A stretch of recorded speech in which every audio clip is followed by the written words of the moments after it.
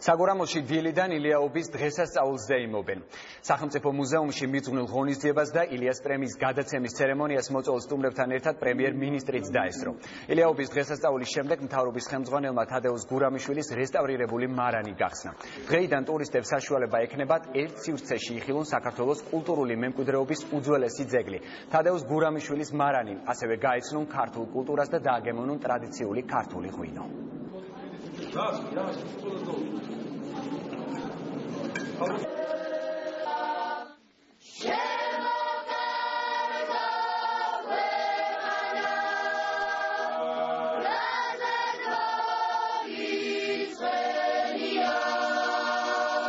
სწორედ ილიას დამსახურება არის ის, რომ ჩვენ საზოგადოებაში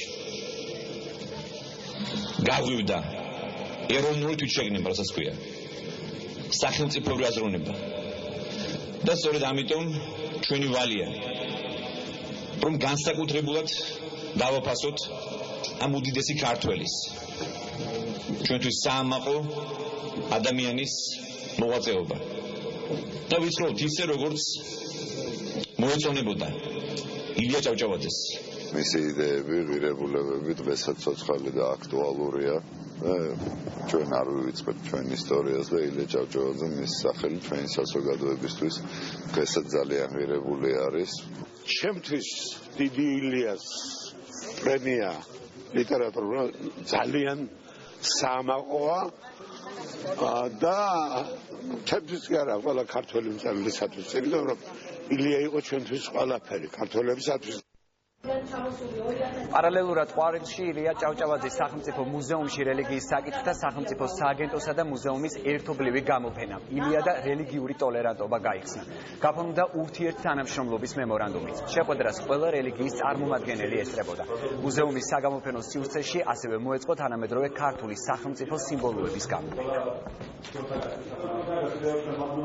გაფორმდა მემორანდუმი ჩვენ შორის თანამშრომლობის პრინციპებთან დაკავშირებით, რომ ამას მისცეს ყოველწლიური სისტემატიური ხასიათი, რაც მოქცევის საფუძველზე ერთის მხრივ საგანმანათლებლო საქმიანობის კუთხით, მეორეს მხრივ ესე ვთქვათ კოორდინაცია და თანამშრომლობა მაქსიმალურ და მჭიდრო თვითონ რელიგიებს შორის, ეპისკოპოსებსა, მუფტებს, შეიხებს და რაბინებს შორის ურთიერთობის თვალსაზრისით. მე მიხარია ის, რომ დღეს ვიმყოფები ყვარელში ილიაობაზე. ეს არის მნიშვნელოვანი იმის, რომ პირველი ქართული ყურანი მშობლიურ ენაზე ილია ჭავჭავაძემ ათარგმნა და რა თქმა უნდა თავის საქართველოში მცხოვრებ ქართველებს გაუადვილა რელიგია.